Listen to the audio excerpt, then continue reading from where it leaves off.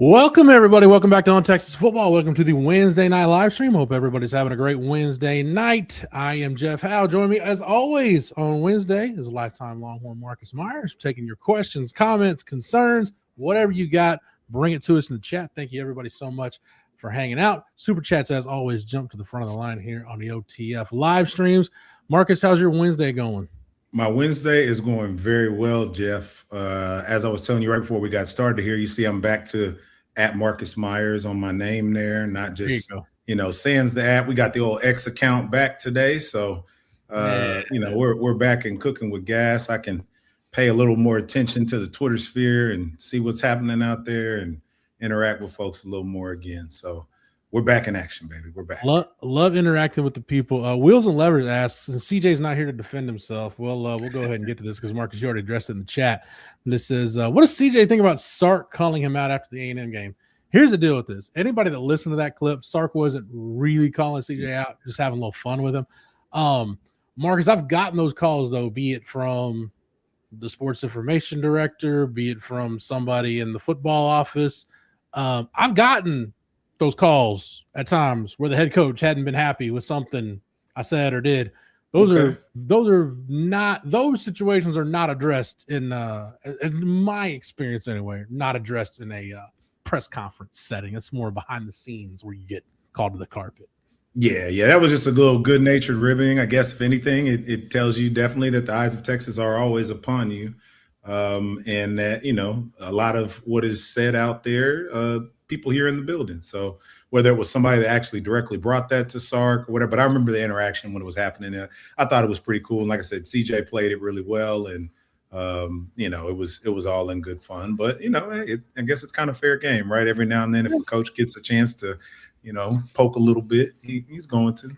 Hey, we put our name on it, and everybody, coaches included, are entitled to their opinions. So, like Absolutely. I said, I've had some of those where it may be a little, a little playful jab by the coach, but right. There have been a couple instances, though, Marcus, where you get that phone call, like it's not going to be a pleasant conversation. But there have been a couple times though where I was prepared for the unpleasant conversation. It actually turned out to be the 1A. Yeah. So those are always nice too. So. That can't happen when you're covering a team on 40 acres. But no, I've always tried to have good relationships with the coaches running various programs. Right. So nothing. Bottom line, it was all in good fun with CJ and Sark back in the day. Marcus, let's talk about current matters though. I want to get your thoughts real quick on. Start with the return of spring ball, and I don't know where you want to go. What was top of mind for you? Anything you picked up from practice yesterday or Sark's press conference? We got Khalil Lockett being done for the spring. Caden Sheridan from Georgetown is done with the spring. Both those guys lower leg injuries. Anything, whether it's injuries or whatever, Marcus, what jumped out to you from the team's return to the field for spring ball? I think it was interesting to hear, a little bit that it was probably not the cleanest practice that, he was hoping to have. And to some degree, I think that's to be expected, especially, coming off of spring break.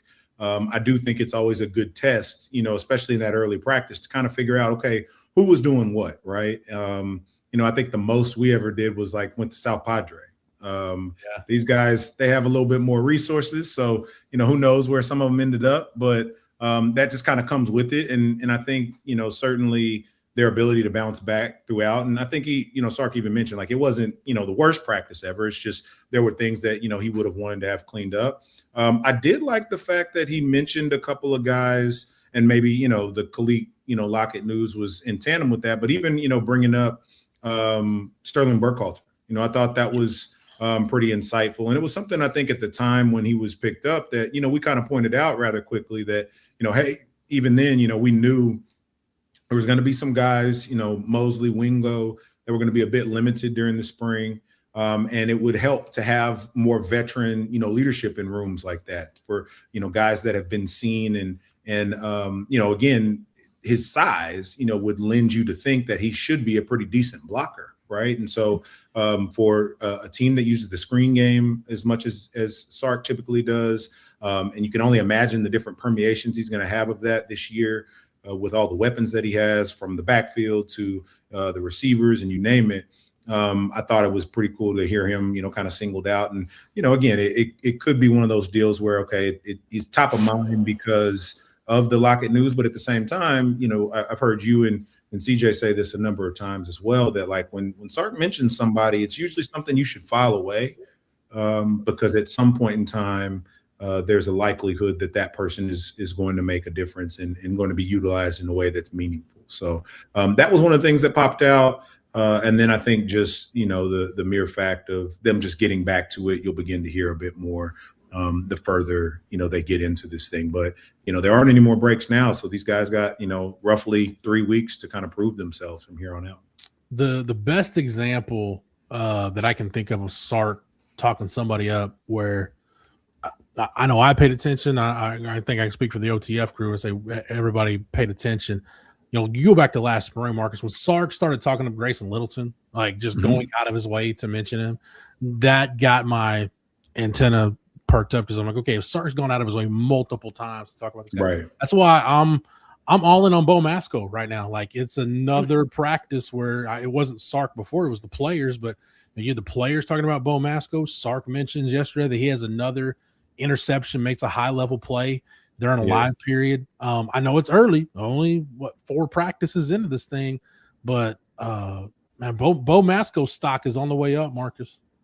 Well, and to your point, the other interesting thing about that is that's another veteran, right? Like I'm all here for, like you said, a Grayson Littleton and that type of person, being someone that Sark mentions, guys that are newer on campus. But it also is really cool when it's a transfer player. It's a player that is, more senior in their time in college, has seen some things, and is coming in and performing right away. And especially for someone that, we've talked about a number of times, guys that have been brought in from the portal that are expected to be starters, right? Like it's not just purely depth. And initially he was also one of those people that were probably overlooked because you were looking for a bigger name, or, if we've gone down the O-line path before, right? It's like, there were all these things that people wanted. And, I think certainly you probably even had some people challenge. I don't think necessarily OTF. I think we were all of the mindset that it would be great to have, another veteran DB in that room. But I think a number of people at one point were kind of like, well, why do you need that? You have a Cade Phillips, you have all these different, pieces that, ideally you would love to see grow in this system. And as they're, kind of getting more experience. But I think having a Bo Masco probably even allows for that even more. When you have a known commodity, you can kind of experiment a little bit more with some of the younger guys. And I think, to your point, his stock is continuing to be on the rise, and certainly someone that I think is going to benefit greatly from being in a Will Muschamp defense. Yeah, going back to Sterling Burkhalter, I respect guys like Sterling Burkhalter where, if you're a receiver transfer to Texas and Emmett Mosley and Ryan Wingo are back, and because before Sterling Burkhalter even visited Cam Coleman, the Cam Coleman deal was already wrapped up. It's like, the room, and it's Texas. They recruit guys. Khalil Lockett and Jermaine Bishop and these guys were high-level recruits. It's like, what you're walking into, Marcus. You're almost betting on yourself. It's kind of like Marcus Boswell on defense. And for the staff, it's kind of a no-risk addition. Like, hey, we're bringing in a guy that, Marcus Boswell is a little different because he's a younger guy with Sterling Burkhalter. Like, hey, he's at least played and produced for a power conference team in a power league. So, I've looked at Burkhalter kind of like I looked at a few years ago when Sark, this was Sark year 2, when they took Tariq Milton out of the portal from Iowa State. Which, if something happens, because at that time you had reason to worry, like, hey, if something happens to Jay Witt again, we need a guy that can fill in the slot that we can trust, where the offense won't crater. Thankfully, you didn't need to cash that insurance policy. But now with Lockett down and Mosley on the shelf and Wingo working his way back, this is a perfect time where the staff can figure out if Sterling Burkhalter is going to be a guy they can count on once you get to the regular season. Yeah, this is the perfect time, as you mentioned, for these spring practices, for them to be able to kind of formulate their plan for, okay, what are guys capable of? Where can we insert them? And if you really, take the bull by the horns, no pun intended, you can just earn yourself a spot, or at least some packages or playing time, that kind of thing. So I definitely think, those type of signals coming from the program are awesome. I will say real quick, I see McCluskey, or however you say that in the chat there. Yes, my account was hacked. So if anybody got a DM from me trying to get you to click a link, that was not Marcus Myers. And I apologize. Don't click the link. But we're back in action. We got the 2FA authentication set up. So I think we're completely covered here. And we shouldn't have any more random DMs flying around out there. And this is cool. One of your former teammates, Marcus, and so much more says VY here in Brownsville today. Anytime VY is making a stop anywhere in the state, it's still all these years later, it's still news whenever VY pops up somewhere.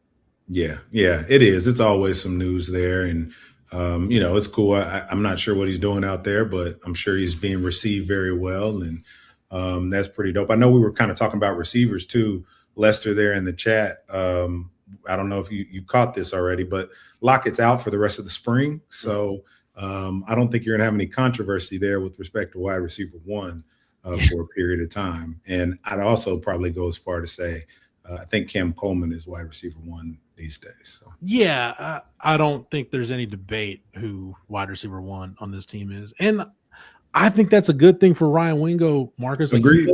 For the different reasons, because they're different stages in their career, but the same reason, with Derek Cooper in the backfield, with you going into the portal to get Hollywood Smothers and Malik Brown. Right. Derek Cooper doesn't come in feeling like, oh, I got to be the guy. Like, no, you can find a role. For Ryan Wingo, I don't have to, I don't have to catch 60 balls for 1,000 yards and 10 touchdowns. Like, no, you can just find your role and be your own guy. Like, I think that's great for him. And I think the fact that Ryan Wingo was so huge in Cam Coleman's recruitment when he was on campus on his visit, like Ryan Wingo is one of the guys walking around campus. Yeah, Arch was heavily involved too, but so was Ryan Wingo. I think that tells you what kind of guy Ryan Wingo is. That, yeah, I could be wide receiver 1, and it would be real easy for you to not want Cam Coleman at Texas because you're in a contract year. You want to prove it, but no, Ryan Wingo wants to do something special from a team standpoint. So I tip my cap to him, Marcus. Not a lot of guys would do that. Not a lot of guys would, and I think it's also one of those instances that shows the level of maturity and character that a young man like that has, where he's able to recognize, like, hey, if this guy comes in, the field's going to tilt his way. My matchups are going to be better. I have an opportunity to produce at an entirely different clip than I ever have because I'm not going to be the sole focal point. And let some of these running backs really start popping off the screen early. Okay, now you got to devote, something. You can't cover everybody. And so it's also another situation too, where again, the more eyes that are going to be on this team and whatever its final iteration is, then that means that whatever happens on that field, whatever Wingo is able to put on film, people are going to be looking at just as much as they are a Cam or a Arch Manning or anybody else that's on the field and on tape. So I think, it's huge for Ryan Wingo as he moves forward. And takes another leap. And honestly, I'm expecting really, really big things out of him. Like there was a point in time, where during the spring, like there was, or not spring, the transfer portal, there was all this, kind of scuttle around, like, if Cam comes and, Wingo can walk, right? Like that was kind of a sentiment among some fans. And I was like, absolutely not. Yeah. Like I don't want that at all. As a matter of fact, like, I hope that, he recognized the opportunity before him. And by all accounts, to your point and, we've heard in some of the media availabilities, that was exactly the case. Like to be a part of the recruitment of someone that, is going to be such a huge focal point shows that you understand the bigger picture. And I think that's something that's not only going to serve him for this season, but also, whenever it is he ultimately decides to declare, that'll be something that, NFL coaches and GMs of the like are going to take note of. That's just one of those moves you can't look at in a vacuum. Like, okay, if Cam Coleman comes in, Ryan Wingo's his targets are going to get cut down. So does he go somewhere else? Like, no, like it's for the staff. Ryan Wingo's still very much going to have a role because I can't stress it enough. You got to maximize. This is your last year with Arch. I know Arch isn't going to come out and say it or like it's not going to be declared, but this is your last run with Arch. Like you got to make the absolute most of it, and you can't leave anything to chance with the weaponry you've got available to him on offense. So you can't look at those kind of moves in a vacuum. We'll get back to talking about spring ball. What else to talk about? Men's or women's basketball, baseball, talk pro day, whatever you guys want to get to in the chat. Super chats jump to the front of the line. We'll take your questions, comments. Right now, I want to thank our lead sponsor for the Wednesday night live stream. It's our good friend Andy Ludicky and My Perfect Franchise. Are you stuck in the corporate rat race with 2 weeks PTO and no control over the money you can make or your schedule in general? If that's the case, give Andy a call. He's going to talk you through a process to help you find a business that'll fit your skill sets and your financial goals. Franchise ownership is something that's not for everybody. But if you've got a desire to take control of your destiny, call Andy or email him at andy@myperfectfranchise.net. Again, that's andy@myperfectfranchise.net. And we want to thank Andy Ludicky and My Perfect Franchise for sponsoring the Wednesday night live stream here on Texas Football. Sam, man, nice of you to join us 17 minutes into the show, so much appreciated. Thank you for being here. Kenneth asked Jeff, are you hearing any news on the kicker and punter? Actually, I'm not going to lie, Kenneth, no. I haven't heard anything on specialists. Marcus, that's probably something once you get to this weekend and you start more scrimmage-type situations, it's probably when you'll hear more about kicker and punter, but just not a lot of news on either one of those spots right now.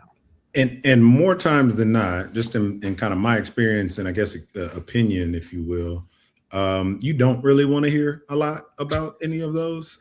In fact, short of a punter, having just like a massive leg, right, and just like crushing every ball they kick, like a Michael Dixon, that kind of thing.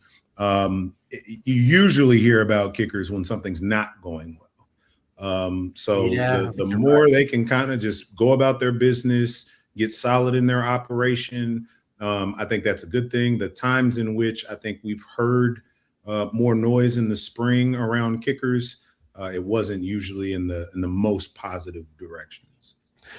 Brian P. asks, who do y'all think helped themselves the most today? Brian, I'm assuming you're talking about yesterday because Pro Day was yesterday down on the 40 acres. Which, by the way, Marcus, I know you were in the chat last night. I'll give you an opportunity. You'll have plenty more chances to bid farewell to the bubble. Not a lot of people that are torn up that this was the last Pro Day taking place in the bubble. No, but I do want to offer a slightly different perspective, and I mentioned it last night in the chat. So Rod's senior year was my freshman year, 2002, and so you got to kind of remember, if you think back to, that was around the time where like we were getting those kind of crazy hot summers, and a number of people had passed from like heat exhaustion and or not getting enough water and that kind of thing. And so us having the bubble at the time, even though it isn't like state of the art of what it was, considered today, like that got us out the elements, And I mean, growing up in Texas, it wasn't like a big deal. It wasn't like a thing where, we were afraid to be out in the heat. I mean, hell, in the summers like that, we worked out in the middle of the day. So it wasn't like you were always going to escape it, but it did allow us to stay a little bit fresher. Now, on the flip side of that, I can understand like how CJ and maybe yourself and others have felt going in there and covering it, as a guy that was already sweating and then getting to go into an environment that wasn't as hot. Like it was a breath of fresh air for us. But I certainly think that the new facility is going to be, light years beyond that. And I will be happy to be able to get to check that out as opposed to the bubble. So I don't have overly negative memories of it, but I also can tell you, like I agree, it wasn't necessarily the most state of the art facility, nor was it ever intended to be. It was supposed to be a temporary thing, and other capital projects I think ended up kind of taking priority, and now they're finally getting around to kind of rectify it. But Marcus, this is a topic for another time, but I think you and I graduated high school the same year. So it was that summer of 2001. You mentioned it when Corey Stringer passed away. Yeah, that's what it was. During Vikings OTA. The Vikings, yep. That was like, because I think we're the last generation of guys that played like either Pop Warner, high school, college football. We're the last of the generation where it's like you had to earn your water break. Like it wasn't water. And then at some point, it's like, all right, Bill's character won't kill you. I think at that point, everybody's like, oh, wait, this actually really can kill you if you don't tend to heat-related symptoms. So, yeah, all of a sudden you got water. It wasn't just, warm water shooting out of a PVC pipe and everybody kind of trough. Like ice actually started making an appearance on the high school practice field. So it's a nice little change of pace. But back to the topic, Marcus, Pro Day. Anybody you think helped themselves, stood out, anything catch your eye or ear from yesterday?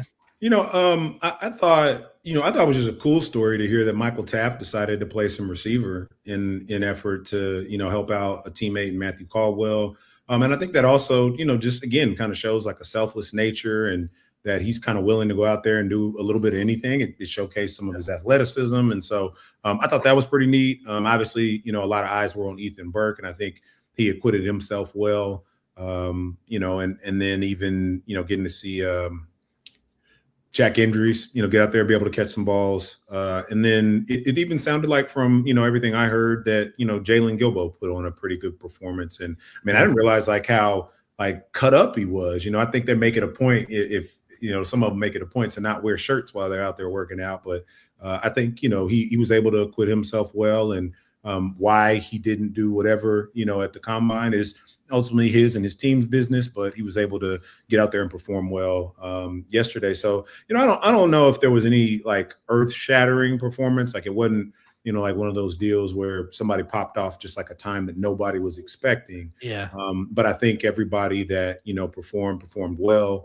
All 32 teams were there. You saw the Panthers GM being there. So that was pretty cool, like seeing some shots with him next to Fozzie.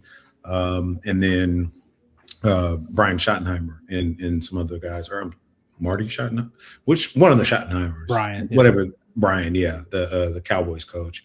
So I just think that's a good experience, and I also think it was good for some of the younger guys to kind of go, see them, in the bubble, kind of watching their teammates. But then make no mistake about it, like all 32 of those teams were also sizing them up, and whether they know that or not, they absolutely were. You want to get a feel for. As I'm walking by Cam Coleman, okay, is he what they really say he is in height? Oh, he is. He's more put together than what we thought. Okay, that's something else to file away when we get ready to get to his draft process. So I think those things are pretty cool for pro days. I got some insight on that. Fortunately, I forget what Tom Herman pro day it was, but it was Tom Herman. It was Tom Herman's tenure at Texas, and I'm trying to make some notes and jot some times down, and I need like a hard surface. So I just asked somebody. I said, "Hey, does anybody have something I can write on?" Somebody just handed me a book. Well, what they handed me was the pro day manual that like Yancey McKnight and the staff were handing out to the scouts. And I didn't know it. I didn't know it until I got home. I'm like, oh, it's a pro day deal. And then because I'm looking through it, I'm like, man, why does at the time I think Devin Duvernay and Colin Johnson were sophomores. I'm like, why Devin Duvernay and Colin Johnson have their heights and weights listed, and why is Sam Ellinger in here? It was all the underclassmen. They've got heights and weights and body fat percentages and arm length and all the stuff you get measured at the combine. They had it in there for all the underclassmen. So to your point, Marcus, 100% they're sizing up the guys that are going to be in the draft next year and the year after. I didn't get to go to pro day this year. To your point about, guys running eye popping times, my favorite pro days are the ones where a guy would just come out of nowhere and just put up some crazy time. And like, you can see the scouts buzzing. The two guys that I remember vividly, Brennan Schooler's pro day was one of those. Okay. Yeah. He had some insane times and jumps, and you're like, man, like I knew he was athletic. I didn't just know it was like elite level stuff. And then Marcus Johnson at his pro day, when he ran 4.37 and I think had a 40+ inch vertical, the scouts are both like, man, where's this guy been? Where's this guy been? I'm like, well, he hadn't exactly had the most stable quarterback situation while he's been campus. So, and Schooler was a position conversion. So those are the kind of pro day stories that I like. They're fun. But I was thinking about this too, Marcus. Jalen Gilbo, I think, ran 4.42. Like, and he reported his time. I've never had a pro day instance where a guy forgot or said they weren't told a really good time or reps. Like, oh yeah, I ran. Well, what'd you run on 3 cone? Well, I don't remember. They didn't tell me. Like, probably means you don't want it out there. But good time or a good number. Like, oh yeah, guys will very much remember that. Well, and this too, Jeff. Like, everybody is taking their own time. So if they get a time, the time that comes out, or if they're giving out what they ran, it's going to be the best version of it, right? Like, it's going to be whoever gave them the best sounding time, they were going to go with that one. And so I think that'll be another interesting thing as they move away from the bubble, because as that's kind of like that. Synthetic grass or field turf or whatever, if you will. So, not overly slow, but certainly not the fastest of tracks either. And so it's not like, you're in Indy running on turf or whatever. So I think, that'll be interesting to see how they set up the new practice facility for not only workouts, but then eventually pro days to come. Chat, you don't disappoint. I mentioned Brendan Schooler's insane pro day. Here you go, Scott. Sneaky athleticism, hard work and speed, lunch pail guy. I know you say it in jest, Scott, but yeah, I knew Schooler was athletic. I just didn't know it was like elite level stuff. And there's a reason why he's been an all-pro special teamer and he's still in the league and just played the Super Bowl. So shout out to him. Brendan Schooler, good dude. We got a super chat. So Locking Horns, thank you for the super chat. Said, I hear a lot of noise that we aren't a strong team. Do we need more time strength training? Marcus, this popped up yesterday with some of the guys that put up some, I think, some bench press numbers that I think weren't maybe up to snuff with what some people thought, or maybe a little lower than what some people thought. You can't look at this stuff in a vacuum. Like, Cole Hudson was the example CJ and I talked about last night. Like, if you were expecting Cole Hudson to go there and do 27 reps on the bench, that's a you problem. You're going to be disappointed because that's not Cole Hudson's game. And if you're an NFL team thinking about bringing him into a camp, you're not concerned with his bench press numbers because you're not expecting it to be that high anyway. I know that's one example. You just got to look at it as a case-by-case basis. And, Marcus, you know more about strength and conditioning than I ever will because you've been an athlete at that level. I just think it just shows that Torrey Becton's doing a thing a little bit different, where the bench press numbers might not be where some past guys have had in the draft, but you're seeing guys run better 40s, guys post better 3-cone times, guys be more explosive in the vertical jump. So there's some give and take with some of the testing stuff. I also think I think you're absolutely right. I also think it's worth pointing out one of the things that's changed quite a bit. I mean, it existed during my time, but it's changed and moved in that direction even more dramatically now. Is a lot of times after the season, most of these guys, depending on if they have an agent and where they are, kind of slotted, what they're expected to be, a lot of them don't work out with the Texas, strength and conditioning staff for those first few months, right? Like, you're off at an Exos or, a lot of guys for a while were working out in Collective. And then one of their main trainers went up to the Dallas area. I forget the name of the big facility up there in Frisco now that people train. I know, one of my best friends is Jeremy Warner, and Michael Johnson Performance Center is up in McKinney. A lot of guys go there. A lot of guys used to go there for some of their speed training, right? And in tandem with that, sometimes are relying on those people as well to kind of fine tune whatever they think their strength training should be. And so you don't always know really who did what. I say all that to say, in my opinion, the noise that Locking Horns is talking about there is just that. It's noise. I don't think that this football team is not a strong football team. I don't think they need more time strength training, and I certainly don't think you should base that solely off of pro day, right? I think especially down the stretch, they more than acquitted themselves well.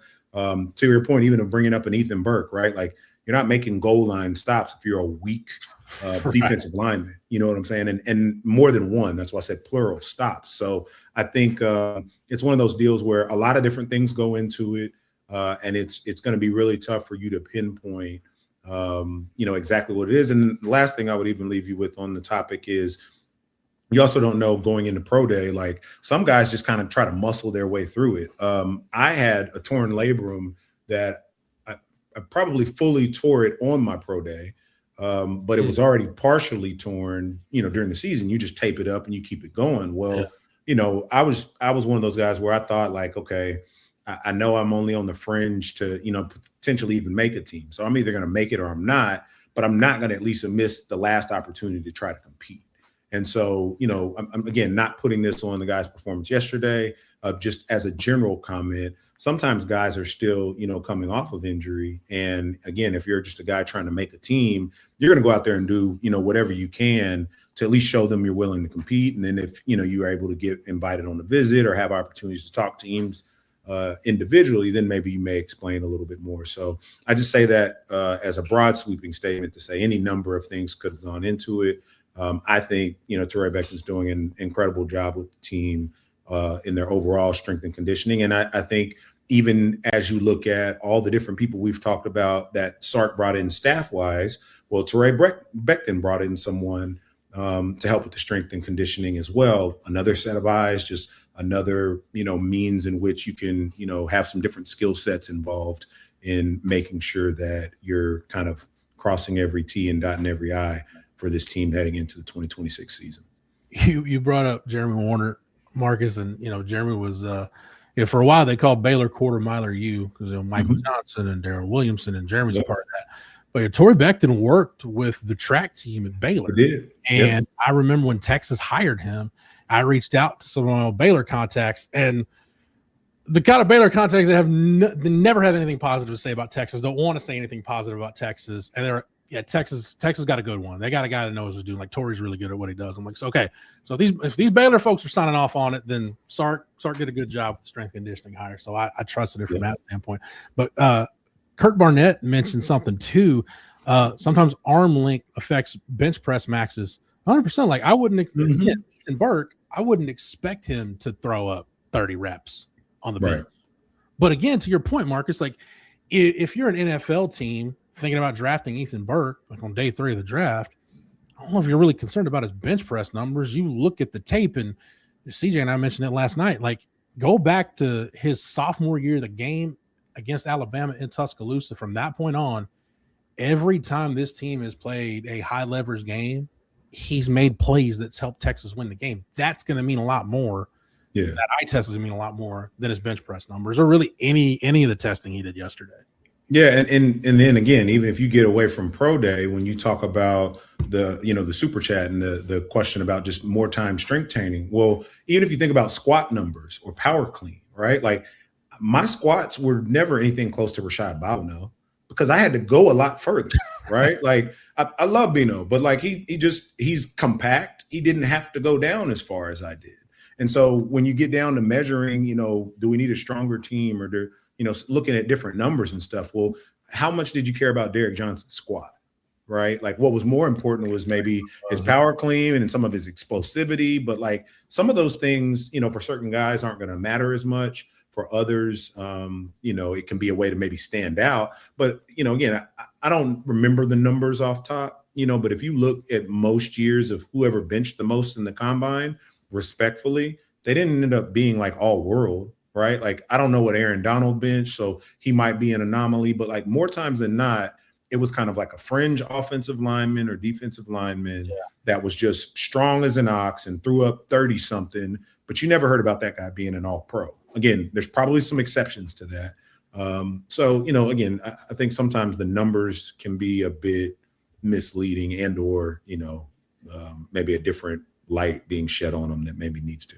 Yeah, DJ Campbell's another one. He only did 20 reps. Well, you don't start as many games as he did at a place like Texas and be all SEC on the offensive line if you're weak. Like it just doesn't happen like that. So, we can keep talking about strength conditioning wherever you guys want to take it. But right now, let's give a shout out to another one of our fine sponsors here at On Texas Football. So give a shout out to our friends at Rogue Shop. RogueShop.com is where you need to go because Rogue Shop is bringing real plant medicine back to its roots. Rogue Shop ships nationwide. Make sure you use the promo code On Texas for a special discount when you're at RogueShop.com. Rogue Shop has it all from oils and creams to flour and gummies. Again, that's RogueShop.com. Use the code On Texas for a special discount. And we want to thank Rogue Shop for being a sponsor of the Wednesday night live stream here at On Texas Football.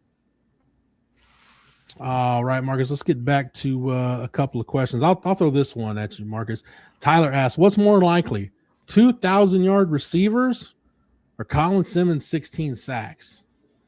That's a pretty good question. 16 sacks doesn't seem like a crazy bar to clear. As odd as that sounds to say out loud, and even having gone and looked at some of the sack numbers, it's actually been a while since somebody's put up, like in the country, not just Texas, but in the country, that's put up 16, 17 sacks. I mean, he was at what, 11 and a half, 12 last year, and that was with the slow start. Yeah, I'm kind of willing to go with the 16 sacks.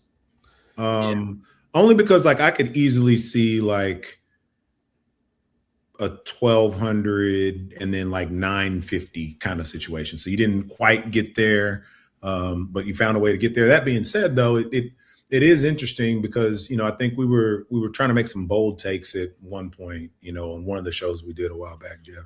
And mine was that whatever the defensive touchdown record is, for Texas, that this defense is going to break that. Whatever, I can't remember if we ever settled on what the actual number was. I know Matthew maybe had found some numbers for us, but I only bring that up because I do think that this defense is going to give the offense opportunities to get the ball more.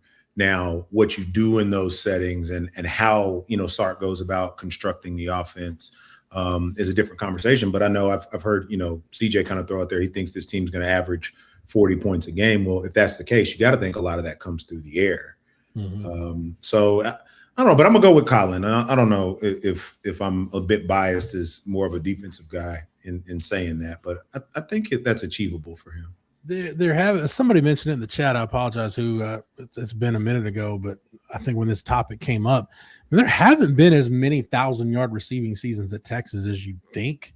So 1,000 receiving yards is hard to get to, especially with the way the ball is going to get distributed this year. I think you could have a handful of guys be at like 600, 700 plus, and maybe one guy, maybe like Cam Coleman, gets really close.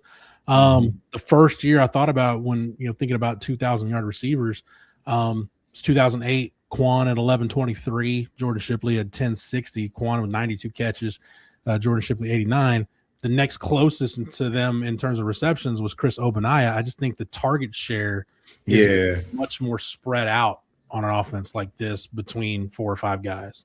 Yeah, I agree with that. And I think, again, the only reason why I was willing to maybe go up to like a 950 for Wingo is just, again, if we're looking at this as he has a little bit less pressure on him, maybe some of the yips, if you will, where some of those like kind of easy balls that he dropped in a couple of instances last year, where there was a lot of grass in front of him, it maybe makes those a little bit easier, because the kind of crazy dynamic to that is he would also make these amazing catches, right? Where, he's climbing the ladder to bring one down. And so I just think the only reason I'm willing to give him maybe some more yardage than what potentially you would think the number should say is just because he will have a little bit less attention, and there's got to be a lot of wide open grass. And I mean, that's one of the things that, for whatever you think about Sark as a play caller, personally, I've never had an issue with him as one. I just think, people have maybe some issues with the timing of certain plays being called, but he can scheme it up. And so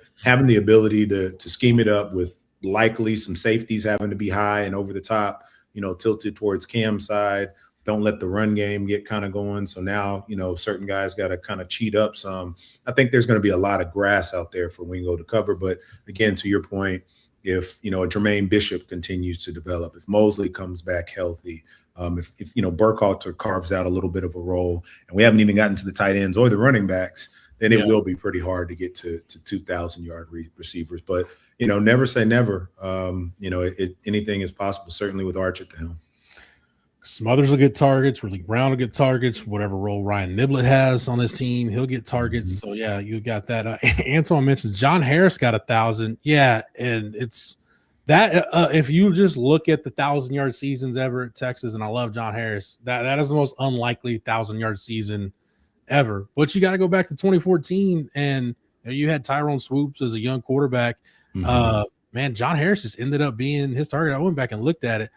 John Harris had 98 targets that year. Or actually, it was more than that. I think PFF's a little off because the catches and yards don't match up. But yeah, I mean, Tyrone Swoops just ended up loving John Harris, and the John Harris 1,000-yard season, Marcus, in the era we're in college football now, I don't know that you'll see that again, because if John Harris played college football right now, he probably would have transferred after year 2.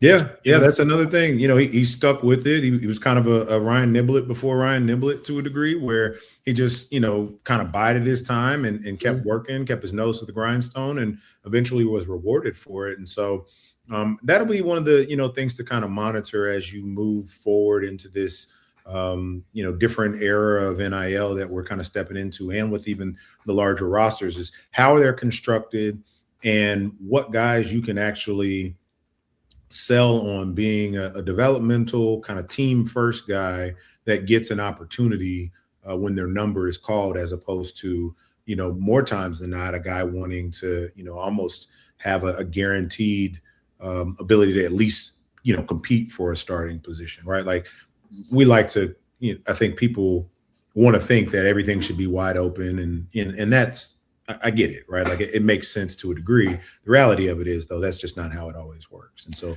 different guys are going to be slotted in different places. We've got a lot of defensive questions on the show tonight, Marcus. I don't know if that's just because it's your turn on Wednesday night or what, but new money, Johnny, who's going to benefit the most from defenses giving Colin extra attention? That's one of those markers. It's going to be so much attention.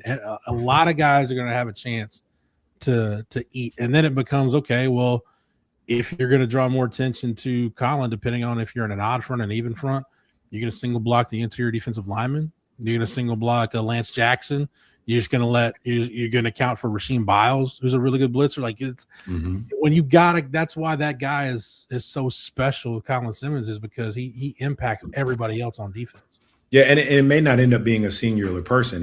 We may look back at the end of the season and Colin still gets his numbers, but then there's a collection of guys that got 2, 3, 4 sacks, right? And it still allows you to be at the top, if not the top of the country in those numbers and the way you're able to get pressures and scheme defenses. So I think when you're able to, really have a guy that is that big of a factor on the field and someone that always has to be accounted for, we talk about it with corners all the time. It's the same thing with an elite pass rusher, in that, having a guy like that makes the rest of your play calls a bit easier because not as much is expected of the other guys, because they're more than likely getting less attention, getting the better matchups. So it'll really be incumbent upon the guys, especially this spring, to stake their claim for, okay, who is going to be, kind of that guy. But I'm initially inclined to believe that it's going to be almost like a group project, type effect, where it's going to be a number of guys that are going to get some numbers in bunches, but they can keep rolling them through to stay fresh. And, you look up at the end of the season and have some pretty impressive numbers there. I can't wait to see because Muschamp's got a lot of options on, maybe you'll still call it the NASCAR package, whatever your pass rush package is. Marcus, you have multiple pass rush packages. You could do that last year, but and it's no knock on PK, but Will Muschamp, I've seen Will Muschamp be creative and dial up some really unique stuff and be diverse with the guys he's got on the field. Between Colin Simmons, Brad Spence, I'll throw Alex January in there, but Justice Terry, Lance Jackson, Rasheem Biles is a guy that can rush the passer. Like, you got so many options in that defensive front. Like it's almost endless what he could do between mix and matching guys. But Marcus, any defensive coach I've ever heard at any level will tell you, got to earn the right to rush the passer. You got to be really good on first and second down. That way, when you get to third down, you can pin your ears back and get after the quarterback. Yeah, absolutely. And I think, again, all these kind of feed into some of what we've talked about in the past, and maybe even some of all of our predictions, right? Of like, all right, they're going to, lead the country in sacks. Okay, well, cool. Well, where does that start to come from? We've talked again about how there's always been a freshman pass rusher that's kind of popped. So does that become a Richard Wesley? Right? Does Jamarian Carlton be someone that he can, be very disruptive? Is it a guy that seemingly comes out of nowhere that, by the time we get to fall camp is a name that's just buzzing a little bit more? It wouldn't shock me if we looked up and, Richard Wesley had 4 sacks on the year or something like that. Like it doesn't, again, have to be a huge number. And oftentimes the pressures can mean even more, but it wouldn't be a shock to see a lot of production come from a number of different spots. I feel like, you mentioned Richard Wesley and Jamarian Carlton.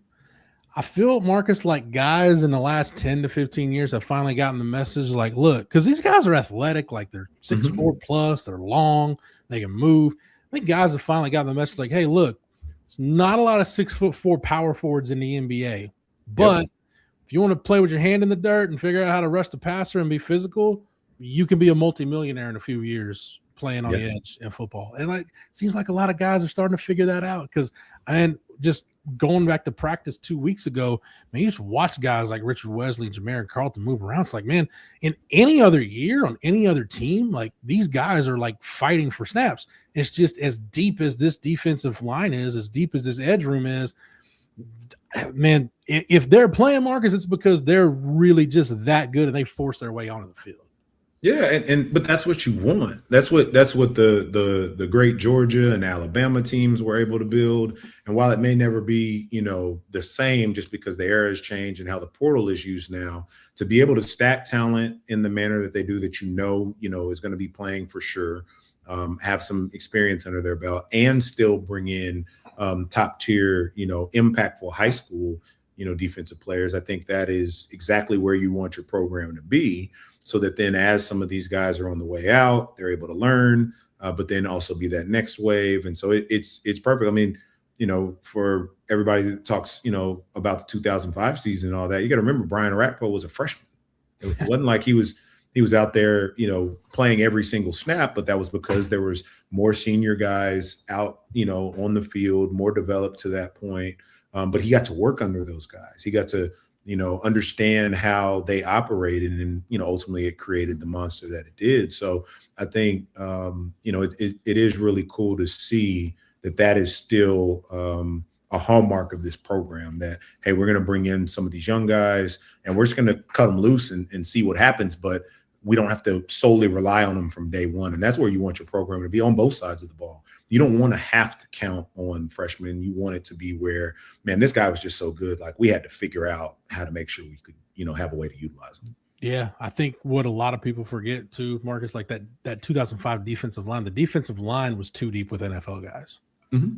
Like, it was hard for a young Roy Miller to get snaps. And it's like, again, it's not that those guys weren't good. It's just some really good cats in front of those guys that were veterans. And that's why one of that team is best or whatever. It's relative. It was insanely talented top to bottom. And I don't think people realize how stacked it was until you really start. Like, go look at that depth chart and go look at how many second and third team guys ended up playing in the league or were high draft picks. It's more than you probably think. It wasn't just the headliners that made that team special. We'll get back to it here in just a second, but one more time, I want to thank our lead sponsor here on the Wednesday night live stream. That's our good friend Andy Ludicky and My Perfect Franchise. Do you want control over your own destiny? If you do, maybe franchise ownership is right for you. Maybe that's something that you want to look into. If that's the case, then call Andy Ludicky.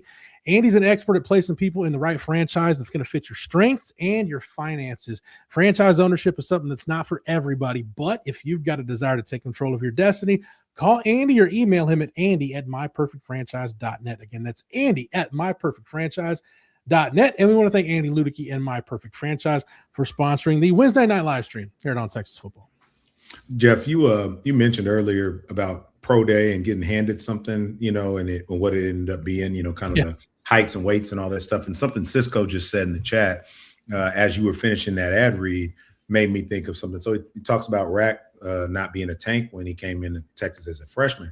Rack looked like a wide receiver when he got to Texas. And I'm going to find it, but Mad Dog used to give us these summer workout books, and it was like a spiral workout deal, so you could fold back all the pages, and it had different pictures of guys working out. And there was a year where it had a picture of Rack jumping, like he was doing kind of like the box jumps, kind of straight up, but without the box, just something before getting ready to run. And there was an image of him doing it because he's so high up. Like it looked cool, but it also shows you how skinny he was at the time. I'm going to find that and bring it on the show one day, because to Cisco's point, there are some guys that have the perfect frame for it, but when they get to college, they're just not there yet. That being said, these guys get such better training early on than we ever did, and more opportunities to even do that, in a manner where like they're able to travel places, and work under the tutelage of pros or work out at, professional training facilities and that kind of thing. They do tend to be much further along than we did, but Cisco's absolutely right. Like, you would have not thought Rack was going to become who he became just looking at him when he first got to Texas. And all my time following the program, and this isn't to slight anybody else, but Rack is at the top of my list, Marcus, of guys that were like self-made guys that put in the work. To see the transformation from when they got to campus to when they left. Like, he doesn't look anywhere, to your point, didn't look anywhere remotely close to the same guys. As a matter of fact, I remember a picture because Rack and Drew Kelson both came out of Houston Lamar the same year, where they're standing side by side. Drew was a safety. And if they'd have stepped on the scale, there wouldn't have been but maybe like a 5 to 10 pound difference between the two at the time. And so of all the guys that came through Texas since I've been following the program, I don't know if anybody was as self-made and made that kind of transformation the way Rack did. But I also say this too. One of the cool things about RAC and then our teams at those time, and it sounds a lot like that's what they kind of are experiencing now. Is older guys like spotted that and they were like, "Come on, young fella, come work with me." So RAC worked a lot. I remember him working out a lot with Tim Crowder early on, and Tim was just like a technician when it came to his how he went about setting up pass rushes. But like his time in the weight room, I mean, he was very serious about it. He was very intentional about it. He was one of the guys that always put in extra work. And so, Rat was just kind of following him around and doing whatever he did in the gym, and so, or in the weight room rather. And that was how he was able to ultimately, really stick with it and build his body is he was looking at somebody else as he was there. That is insane. Crazy. Is that Rack?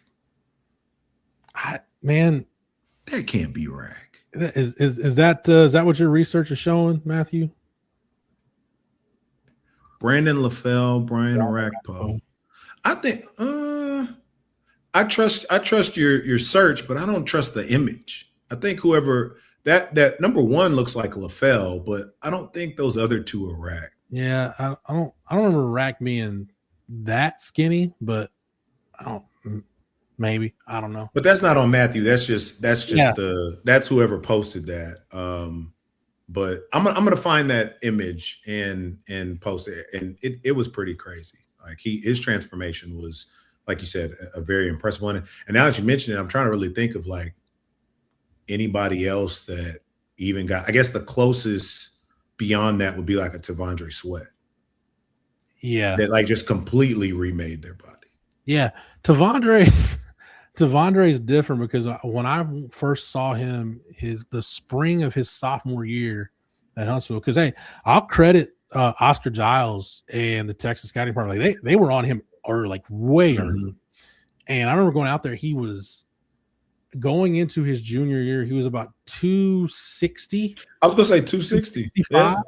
Yeah. And it's like every time I saw him, like he's 20 pounds heavier, and but he's not like, he's still athletic. He can still move, but he's just 20 pounds heavier. And then he adds another 20 pounds to the point where when he showed up for the spring game, the year that he graduated high school, so that spring of 2019, he showed up for the spring game. He's probably right at 300 pounds. So like that's a 40-pound difference in 2 years. But again, like he was, I don't know, it's crazy. His body just kept adding weight, but he didn't lose the athleticism. It was nuts. Well, I think I remember too, and keep me honest here, Jeff. I feel like Sark told a story, maybe it was at the beginning of spring ball or in one of these more extended sit downs that someone's had with him, or maybe it was in front of the media or something, where he's talking about him and how much he actually changed over time, not only from just body type, but his work ethic. That like they did something to kind of determine, essentially like who your teammates trust the most. Yeah. And early on, he wasn't in that number. Right. And he was like, okay, I'm not going to let that happen again. So I think even from a mindset transformation, like that's another thing that, is huge and often overlooked when we look at how some of the things play out on the field. It was I just remember hearing stories, the Sark's first year, when Bo Davis's first year as the D-line coach, that like, hey, when Keandre Coburn is like by himself, he's fine. When Sweat's by himself, he's fine. When those two guys get in the same room together, neither one of them gets anything done because there's just too much jacking around going on. Like they were great friends, and they kept it light in the room, but it's almost like, all right, it was getting a little too light. Like, hey, just let's get a little more serious. And I think it just kind of sums up where Sweat was, where I forget what triggered the Bo Davis bus incident, but Sweat was the one that kind of got Bo Davis to go off on everybody. But yet he was the one like, yeah, y'all shut up back there, like be quiet. Like, you were just the one that was over here messing around. So yeah, it was Tavondre had some growing up to do. Like once, man, classic case of once the light came on, it never went out. Like it just stayed on. Absolutely. And I think that's why a lot of times my perspective is it's kind of hard for me to write guys off, because I've seen guys that have all the talent in the world not do the things that they need to do with it. I've seen guys have injuries derail their career.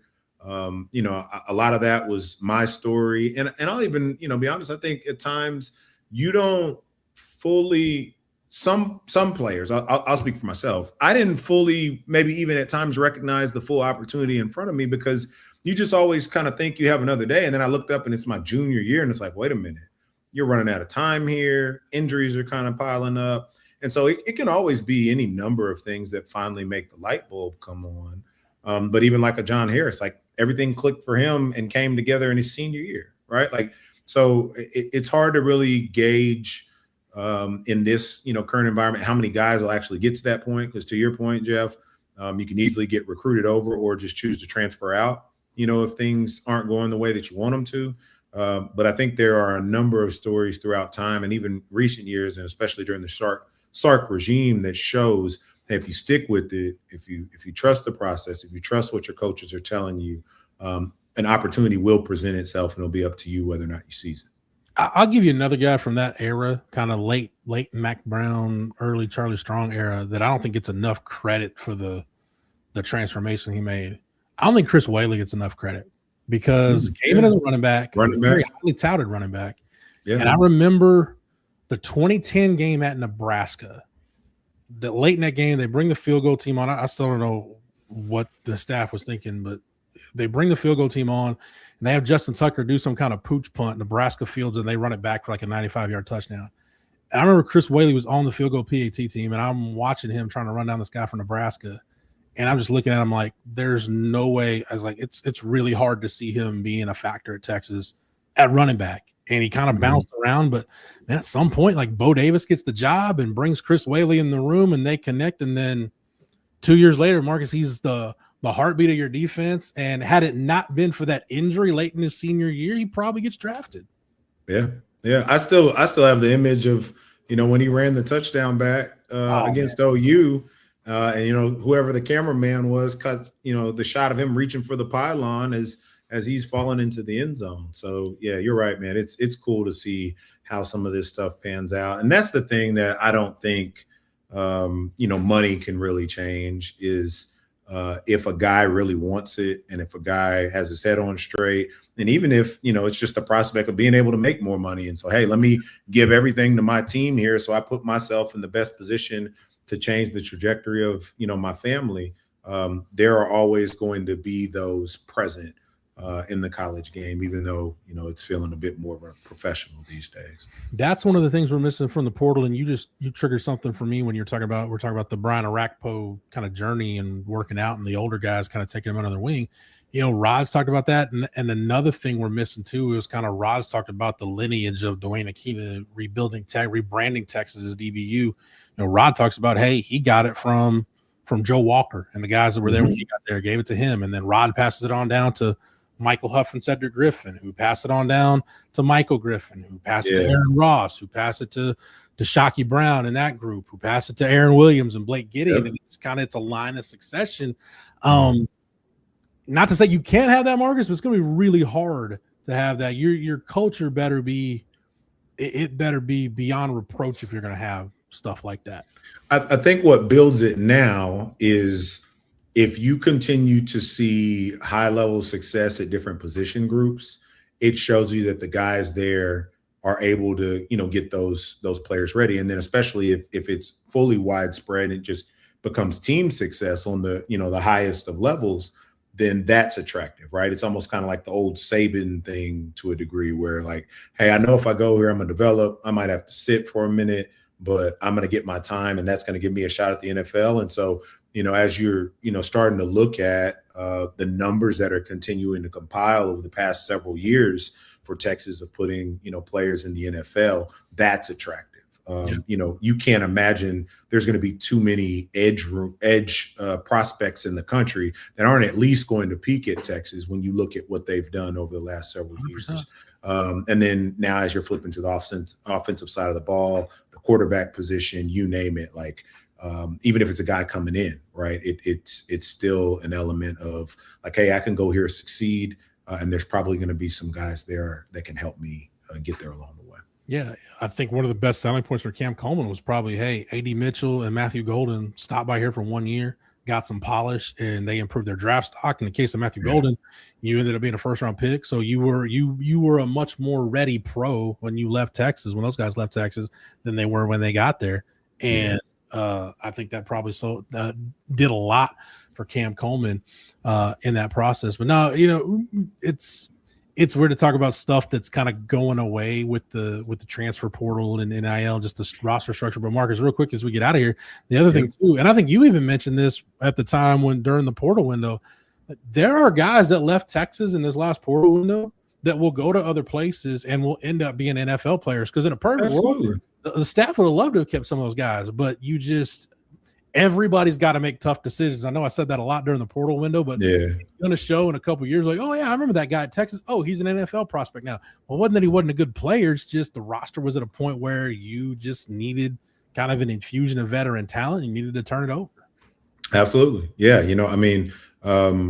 Everybody has to make decisions is a perfect way to put it, because again, I don't think it's just coaches running them off. I think it's, hey, we're cool with you.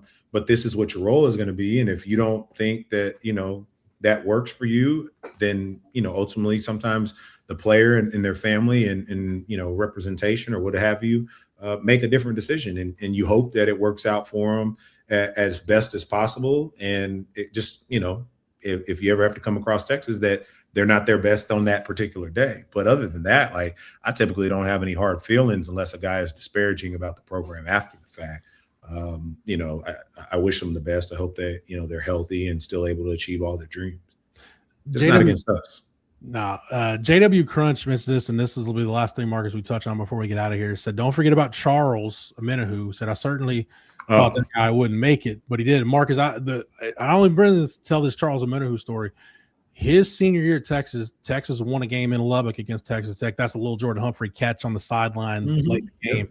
And I asked Charles after the game because he had a fourth down stop where they ran a quarterback sneak, and he stopped it. He dove over the top and stopped it. And I asked him after the game, I said, hey, was that something you saw on film? He's like, I 100% saw it on film. He said, when I saw them start to go under center, he said he tapped Chris Nelson was the nose. He taps Chris Nelson out of the way. He says, they're going under center. They're going quarterback sneak. It's the only time they do it. I'm going over the top and I'm making the play. And Marcus, as a player, sometimes you may have seen it on film. You got to trust your instincts. You're rolling the dice and you may be wrong, but he trusted his instincts. I just thought that was one of the coolest stories. Like, saw it on film, trusted it. Sure enough, they ran a quarterback sneak. He goes over the top and stuffs it. I love that story, that Charles Amenahu story. Yeah. It's a perfect. I slightly disagree with JW Crunch there. I never really had concerns about him, honestly, especially his frame. He had such long arms. It was just a matter of, is he going to be able to stay healthy and put on the right body armor? But I do think it's a great point to still just remind you that you don't always peg a guy to have the type of longevity. I mean, he's on his second contract or something at this point and is doing amazing in the league. So it's a good thought to end on for sure. Tip of the cap to Charlie Strong's staff, man. There's a lot that didn't go right during that time at Texas, but man, they evaluated on the defensive side of the ball really, really, really well while they were at Texas. Yep. All right, Marcus, thanks for hanging out as always on a Wednesday night. I know you're looking forward to we got Sweet 16 coming up tomorrow. We got a watch with us coming up tomorrow. So we'll start that right around 6:05 tomorrow. That'll be myself and Jerry. We may have other people popping in, but it won't be the normal live stream. It'll be Jerry and I doing a watch with us for the Texas Purdue game. We're waiting for about 11 o'clock tonight. The injury report should come out. So we'll see what Jordan Pope is listed at. It doesn't sound great from some of the on-site reports in San Jose right now in terms of his availability. So we'll see what it is. But nevertheless, Jerry and I will be doing the watch along for Texas and Purdue tomorrow night.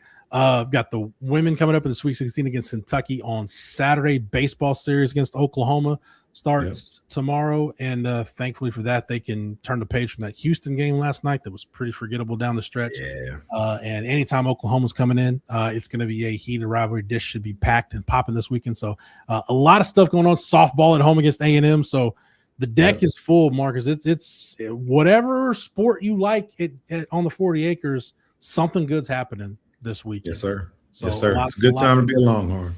1,000%. I want to thank everybody that hung out in the chat tonight. Thank you as always, especially for the super chats. Thank our sponsors, Andy Ludicky and My Perfect Franchise, and our friends over at Rogue Shop. If you're not a member over at ontexasfootball.com, you can get over to the site right now and take advantage of our spring sale. Use the promo code OTFOG when you sign up. That's OTFOG when you sign up and get 1 year of access at ontexasfootball.com for just $39.95. Make sure you hit that like button and that you're subscribed to the On Texas Football YouTube channel. That way, anytime we drop a video or go live, you're not missing any of our Longhorn coverage or breaking news. If you guys have any questions, comments, concerns, anything else, make sure you address it to the guys at Coffee and Football bright and early first thing tomorrow morning. So, for Marcus, for Matthew behind the scenes producing it, the MVP of On Texas Football, and the entire On Texas Football staff, I'm Jeff Howe. Thank you so much for watching and listening. And until next time, hook 'em.